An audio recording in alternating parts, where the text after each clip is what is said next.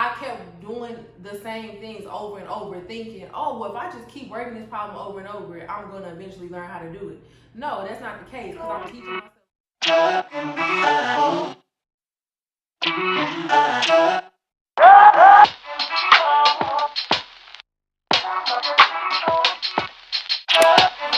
to my channel. My name is Latasia. This is my very first YouTube video. So the purpose of my channel is just for you guys to follow me through my law school journey. I feel like when I was out here looking for information, when I was starting this whole process, I was looking on YouTube, I was looking on Reddit, Facebook, pretty much everywhere. And I just felt like people were not really being transparent. So with that, I was like, okay, well, I can start a channel and I can be transparent. So to start off that transparency, I guess I'll tell you guys my LSAT score. So I made a 164 twice on the LSAT. Twice. I guess, I'll go ahead and like recap how I got to that 164 on the October and the November test of 2019. So, and I have notes here because I don't want to forget. I want to make sure you guys are really informed, so bear with me. Okay, so I took my first LSAT back in like literally 2013. I took the LSAT because I was working at a law firm. I was interning with her, and then actually one day she was just like, hey, you should take the LSAT or something like that happened. And I took the entire test. I took a real test, time test, real conditions, like in a conference room. Took the test. My first score I ever made was a 151. Like had never saw it before. That was back in 2013. Finished school, etc., etc. Next time I took the test was probably like in 2015. Took the test in 2015, of course, did another, I guess, code diagnostic is what they called it. Got a 151 again, of course. Signed up for a Power Score course. Got like halfway through the Power Score course. It was my birthday, it was the summer. Ended up just only going like halfway through the course, wasting my money. Okay? And then just decided not to take the LSAT, like just kept working, etc., etc. Fast forward, now we're at 2019, and I'm like, no, for real, like I know I want to be a lawyer. I've always wanted to be a lawyer. You need to buckle down and take this LSAT, Latasia. So I signed up for another Power Score course. Back in 2015, the highest score I ever had was a 158, okay? So when I took another test before I was about to start the Power Score course in 2019, I made a 153. I was like, how'd I go down 5 points? Like what? But of course it had been like 3 years, 4 years, so whatever. I can never get past a 158 in this Power Score course in 2019. Like I was like, no matter what I do, I cannot get rid of this 158 average. So decided I was gonna hire a tutor. Of course, everything I'm saying costs a lot of money, y'all. So I would not suggest just going out here and like taking a $900, $1,200 Power Score course. I took the online course. It was $995. I would not suggest doing that. If you're already scoring in the 150s, do not sign up for that course. Do not. It is a waste of your money because it really teaches you the fundamentals. So don't even worry about it. Start self-studying, seriously. And then with the tutoring, for me, I had to get a tutor because I could no longer think of things differently. It got to a point where I literally just made the same score on every test. I could do drills, I could self-study, I could do practice tests. I could not get rid of that 158. It didn't matter. So I hired a tutor. But again, that's money. My tutor was $60 an hour. I did like 7 sessions. And also keep in mind that I started studying in August of 2019 and really gave myself like 2 or 3 months to study. If you have 6 months, 9 months, a year to study, you can self-study for free. I promise you, like you will be okay. Like you do not need to pay all this money. If you get to a point where you feel like you just can't, teach yourself anything else, then I would still not do the course. I would do a tutor for sure. And it was tutors I found for like $35, $40 an hour. And you determine how many hours. Like if they tell you that, oh, you have to lock in with this many hours, no, you don't have to go to somebody else. Just find another tutor. Because I didn't have that situation. It was literally like as I needed it. So keep that in mind. I can tell you I did wrong in that month between that October test and the November test. I kept doing the same things over and over, thinking, oh, well, if I just keep working this problem over and over, I'm going to eventually learn how to do it. No, that's not the case, because I'm teaching myself mistakes over and over. I'm teaching myself how to do it wrong over and over, if that makes sense. So that's where my tutor kind of helped me, but when I got into that test, I was in panic mode. So that's another thing. Relax. I couldn't do it, but I'm sure you can. But I could not relax for nothing. Like I was going crazy. So I'm pretty sure that's why I made the same score. I really thought I made lower. So I guess, it worked out. But yeah, that's my LSAT story. So with that, I want to give you guys some tips. One tip I already just gave you is relax. Another one is just make sure that you allot enough time to actually study. Don't do 3 or 4 months like me. Like, yeah, people probably think, oh, 164 is not a bad score. In my mind, that's not the score I wanted. It's not. So it wasn't that good to me. So I feel like if I would have gave myself 6 months, 9 months, I definitely could have got in the 170s for sure. So, like I said, would I recommend tutoring? Yes, only if you have the money. And if you have 6 or more months to study, don't do it. It's not necessary. It's just not, unless you just want to do 2 sessions like right before your test or something to get him or her to teach you, like, you know, things that, like little tricks and things like that. Yeah, it may be worth it then. But besides that, no. The Power Score course, no. Any course, honestly, I feel like no. Unless you're scoring in the 130s and the 140s, then yes, get the course if you have the money. Then yes, because it'll get you into the 150s for sure. I will say that if that's your goal score, a course would be good for that. Okay, so with that in mind, let's start with the section that was easiest for me for tips. So I'm going to go over tips for logic games first, then logical reasoning, and then reading comprehension. So first tip for logic games. If you do have the Power Score Bible, the most important thing that the Power Score Bible will teach you about logic games is to understand the question types. So definitely use your Power Score Bible for that if you have it. And also you can use like free online resources too, like 7 Sage, Magoosh.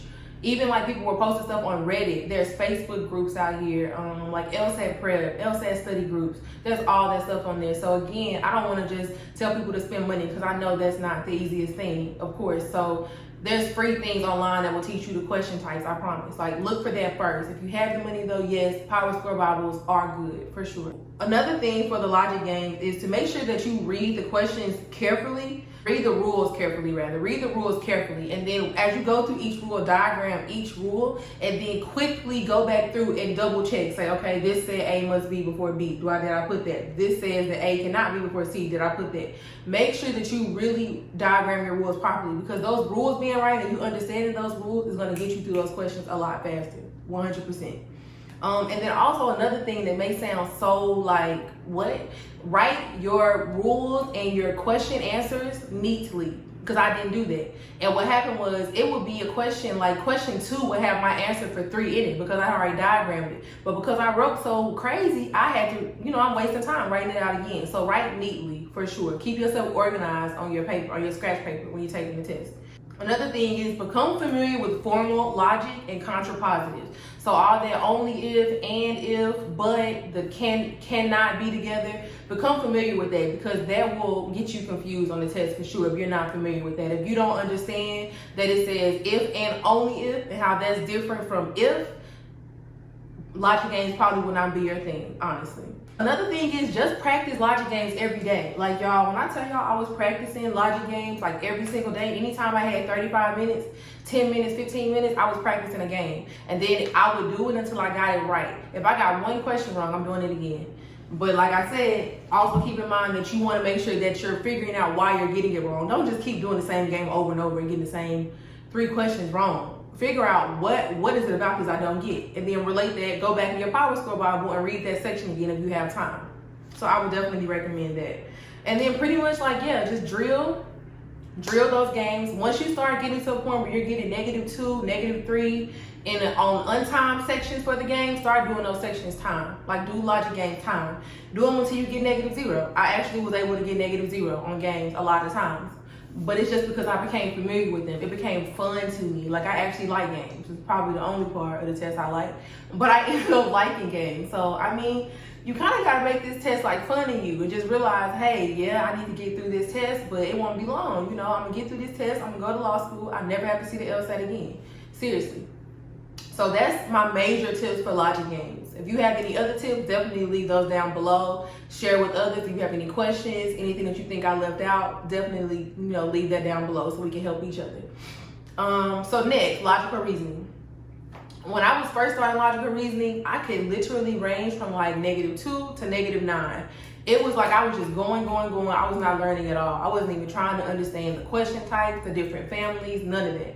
So that's one of my tips. Understand the question types and the families, like the must be true questions, the cannot be true. Understand the I can't remember them now, but just understand the question type. Understand them for sure. That's gonna help you. The Power Score Bible will help you with that for sure as well. Also, I became more consistent by really thinking about the question that they could ask me while I was reading the stimulus.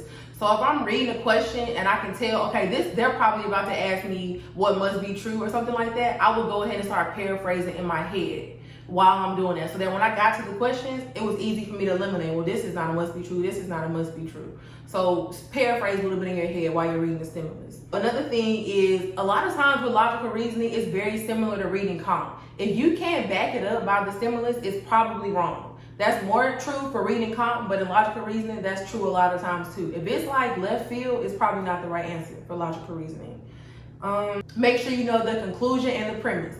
Y'all, when I started realizing what the conclusion really was, because a lot of times the conclusion indicators that you think are really a conclusion is not. The conclusion can be in the middle of the stimulus. It could be 5 paragraphs. It would be 5 sentences. It would be the third sentence. So identifying your conclusion and your premise, I swear I started getting -2, -3 by the time I got to that point. Like, identify your conclusion and your premise. And then the best tip of them all, if you don't know, guess D. I don't know why, but that worked for me. Guess D. If somebody doesn't agree, let me know that too, but it worked for me. Okay.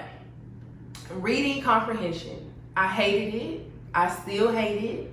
However, because I hated it, I had to make myself practice it a lot more. I had to really make myself like read things I did not care about on a regular basis. Like I would be just like waiting at a store or something. Like, let me just pull up my phone and read something I don't care about so I can get more used to reading boring information. So that honestly, that's one tip. Also keep in mind for reading comp, you really gotta focus on your time. For the other ones, okay, let me go back a little bit. For games, you have 35 minutes. So I would say try to spend 6.5 to 7 minutes per game. For logical reasoning, 1 minute, 15 seconds, 1 minute, 30 seconds per question. For reading comp, you do not want to spend more than 8 minutes on a section. And honestly, once you start getting better, you really want to have like 10 to 12 minutes left for your last passage, like every single time. Because that shows that you're really reading better, you're getting better. Of course, you don't want to improve your time without improving your accuracy. So that's why people always say, you know, practice untimed first, and then once you start getting better, then you can practice, you know, time. But get your accuracy down, and then once you get that accuracy down, start doing those time reading comp sections and timing yourself and remembering, hey, I need to get this done in 8 minutes. Once you see that you're at 8 minutes, 9 minutes, you might want to start guessing or either leave it blank. Well, guess, of course, so you don't have blanks. But guess, and then if you can, come back. But if not, guess D. I'm telling y'all, guess D. Like I was saying, reading comp, every single answer can be found in that passage. I don't know why that never clicked to me, but seriously, every single question can be backed up by that passage. So also with that, another tip is when you're reading each paragraph in the passage, try to paraphrase it quickly in your head. Like, okay, well, this one is introducing me to the writer. The next section is talking about why the writer is a great writer. After that, this section is telling me why this other writer is not as good as a writer. Oh, okay, now they feel like this writer should be talking about more in history.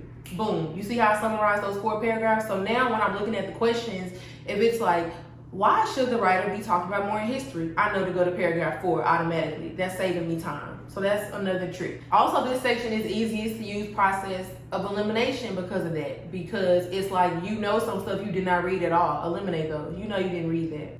And then, I mean, in general, just like realize that yes, it is boring, but you really only have to do this for 35 minutes and then you're done with this section. Like, you're done. Unless you get it in experimental. So let me tell you about how the test works. Okay, so 5 sections on the test. I know people think it's 4. It's not. You have 1 reading comp, 1 logic game, for sure 2 logical reasoning. You're going to have an experimental section. You will not know what that experimental section is. So therefore, if you're creating your own test, like if you're not doing it digitally or if you're not using Khan Academy or something like that, try to switch up your experimental sections and don't let yourself know. Like maybe let somebody else put your test together for you. I don't know, but you need to make sure that you're always doing an experimental section, because if you're not, when you walk in that test, you're gonna be like 5 sections. You're gonna be a little bit confused. It's gonna throw you off. It's gonna throw you off your game. So 5 sections. Remember that. Also, another tip when you're taking your test. So when you get to a point where you've been studying for maybe 2-3 months and you're ready to start taking a test every week, do not take that test in a quiet room like this. Don't, because that room was not quiet. It was people dropping pencils. I'm like, how are you dropping all your pencils? It was people coughing, sneezing, the proctors were talking. So if I had not got used to being in a house where it was kind of loud, I really think that would have messed me up on the test. So you don't want it to be like a party in the background, obviously, but you want it to have some type of noise, like, I don't know, open your window or something, because it's not going to be quiet in that room.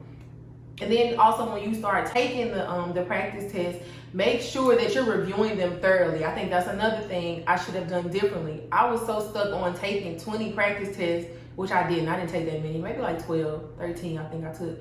I was so stuck on taking practice tests, I didn't even review them. I was like, oh, I gotta get another test in by Thursday, so I can review this section. No, I would have been way better off just actually reviewing my test thoroughly. Not only the questions that I got wrong, reviewing questions that made me, sit there for 2 minutes. Review those too, because this stuff needs to come to you quickly. So if it's a question that's taking you 2 or 3 minutes and you didn't get to the last 5 questions, oh, that's a question you need to study. Yeah, I mean, that's like my general tip. I think, just keep in mind, just relax. Like, I know that sounds so hard, because it's like, this is my life. What you mean relax? But you're gonna get through this LSAT, I promise. Like, everything's gonna click. I promise you, you will be just fine. So yeah, that's all my LSAT tips. My next video will be more about my law school journey, and then I'll tie that into my personal statement and my resume, and I'm gonna give you guys some tips for the personal statement and the resume.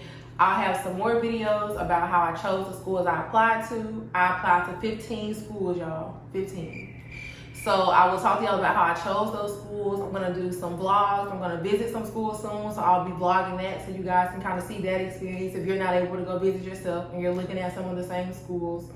And then yeah, just some general stuff. When I choose a school, I'm gonna talk about that. So yeah, I mean, if you're interested in seeing all those things and following me on my law school journey, subscribe for sure. And then, leave any comments, questions below. Bye y'all.